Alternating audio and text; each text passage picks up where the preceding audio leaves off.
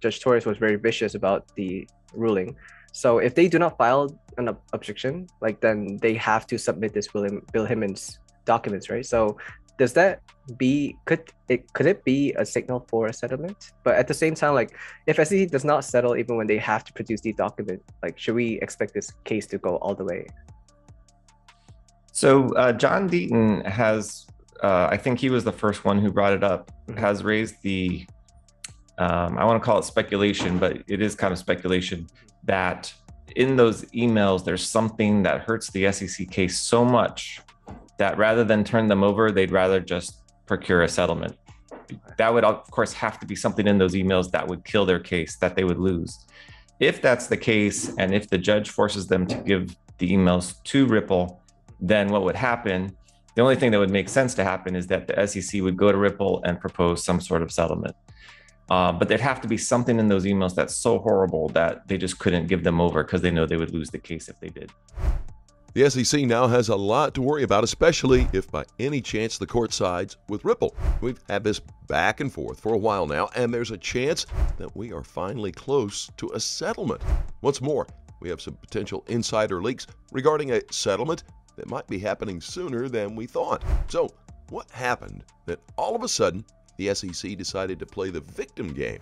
Yep, guys, the SEC is now claiming that victim in this whole scenario.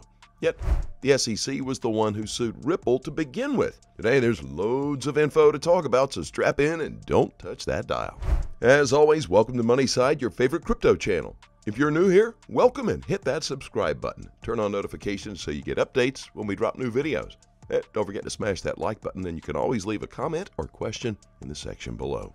Now that that's out of the way, let's get down to business.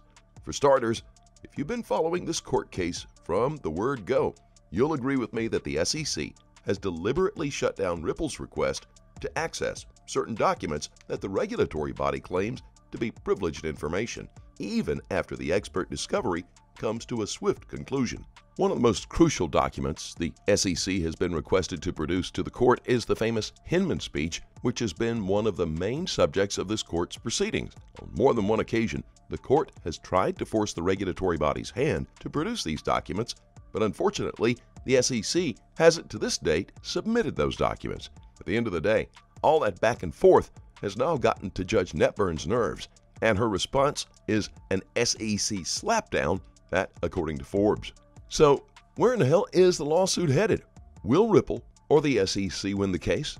And if so, how will it affect the overall crypto community? Share your thoughts in the comments section below and let's have a conversation. Recently, the attorney-client privilege has been denied by the judge, right? So I believe SEC now has like around 14 days to file a motion to reconsider to Judge Torres. Do you think it is more likely for SEC to file this objection or not? They've already indicated they're going to in an earlier pleading, which I thought was kind of strange that they would just tell the judge that's going to rule on it that they're going to appeal her. So I thought that was a little strange, but they've already indicated they're going to, so I would assume that they're going to follow through on that. They're under no legal obligation to, and because her ruling was so vicious against them, they might reconsider filing an appeal. But if I had to guess, I would say they probably are going to. To add salt to the wound, Judge Netburn actually used the name hypocrisy while referring to the SEC. Hypocrisy charges have lost their meaning in court, even though they are actually serious allegations.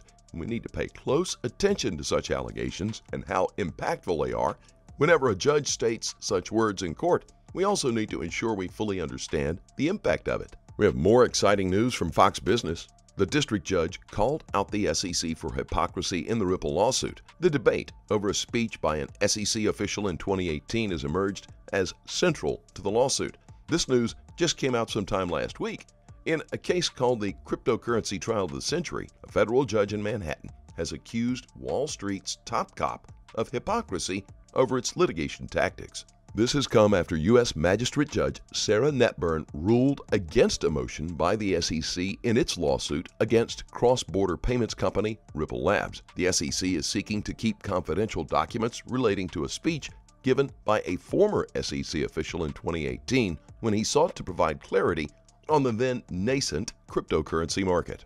Anyone following up on this lawsuit is familiar with the delay tactics that the SEC has been using to keep the lawsuit running for a more extended period and keep sensitive documents from the public eye. Aside from that, we have some exciting updates from one of Ripple's longtime partners, Uphold. According to a tweet by Uphold, the court has forced the parties in the never-ending dispute to adhere to a timeline. Following what's shared on the tweet, we can see that July 22nd is the issued deadline for submitting motions relating to excluding expert testimonies, and July 25th was the deadline for both parties to submit any oppositions. And we have yet another update from James K. Filan on the matter. On July 12th, he tweeted that Magistrate Judge Netburn denied the SEC's attorney-client privilege claims. She said that the predominant purpose of the communications was not to provide legal advice. The documents must be produced. Jeremy Hogan replied, saying that that was not even a nuanced opinion. Judge Netburn tore apart every SEC argument for the attorney-client privilege of the Hinman emails. That starts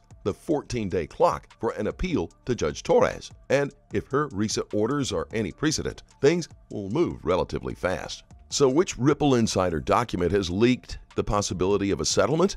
Who is the possible whistleblower this time around? Keep on watching to find out more.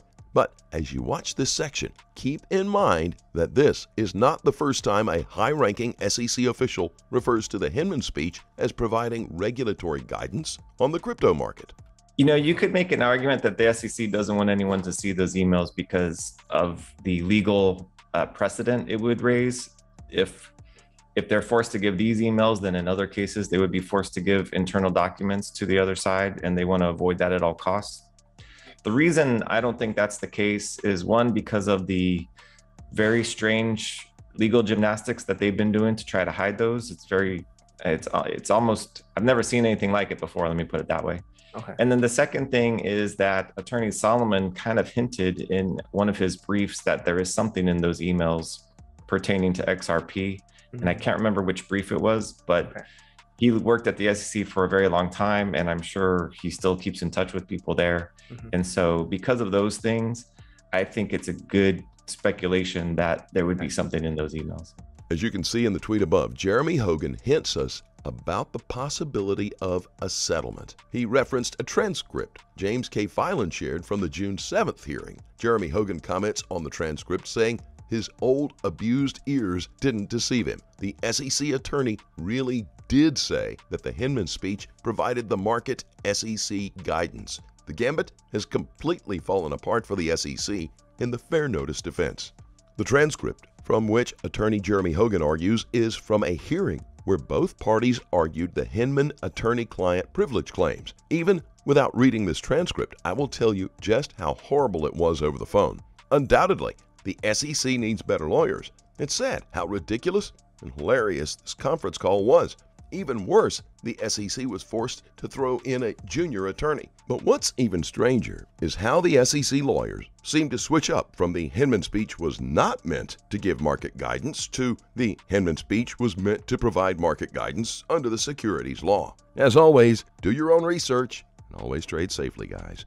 Please keep in mind we're not a licensed financial advisor. All videos on this channel are intended for entertainment purposes only. You can always let us know what you think in the comment section below. Let's have a conversation. Thank you so very much for watching. Don't forget to like this video and please click on that subscribe button below and turn on notifications so you get informed whenever we post our amazing content. We'll look forward to seeing you on the next Money Side.